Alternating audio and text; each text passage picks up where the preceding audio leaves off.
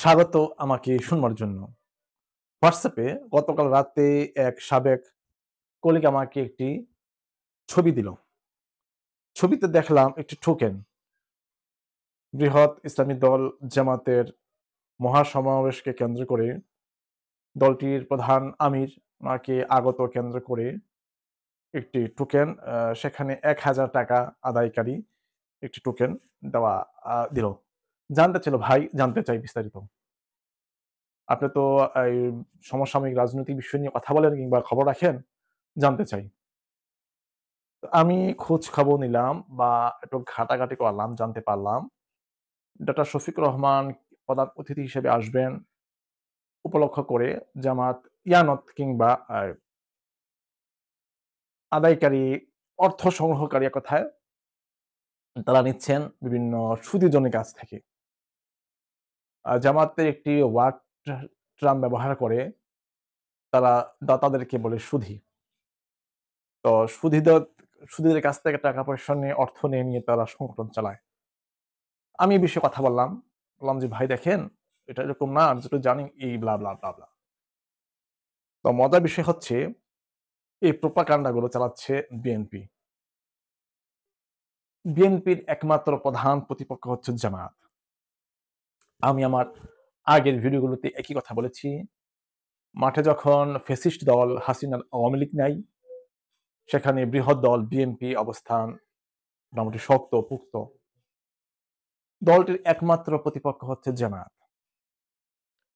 বিভিন্ন জায়গায় বিএনপির বন্ধুরা বা বিএনপির কর্মীরা তারা পোস্ট শেয়ার করছেন, জামাত এই করলো, জামাত সেই করলো, জামাত দখল করে নিল, জামাত শিক্ষা প্রতিষ্ঠান নিয়ে নিল, ব্লা, ব্লা, ব্লা।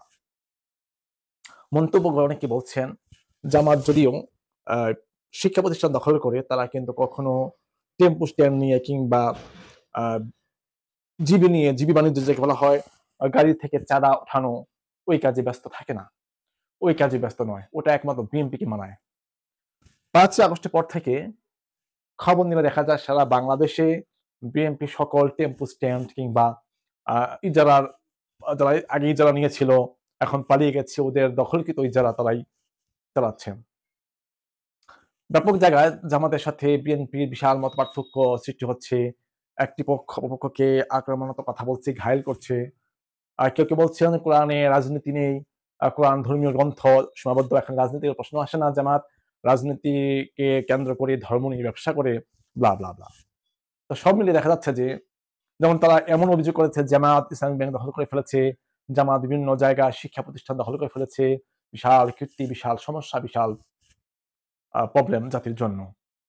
কিন্তু বিএনপি এটা বলেছে যে, আমরা ঐক্য চাই, গণতন্ত্রের স্বার্থে আমরা আওয়ামী লীগের সাথে ঐক্য করতে রাজি। এমন প্রস্তাবে বিএনপি সায় দিয়েছে আওয়ামী লীগের সাথে। ৫ই আগস্টের পর যখন অন্তর্বর্তীকালীন সরকার গঠিত হলো, তখন আমজনতা, ছাত্র জনতা এবং সমন্বয়করা দাবি তুলেছিল ফ্যাসিস্ট দল আওয়ামী লীগকে বাতিল করতে হবে, নিষিদ্ধ করতে হবে। ঘূর্ণে ধরা জরাজীর্ণ সংবিধানকে বাতিল করে পূর্ণাঙ্গ সংবিধান বানাতে হবে। রাষ্ট্রপতি চুপ্পুকে পদত্যাগ করতে বাধ্য করতে হবে। বেশ কয়েকটি আবেদন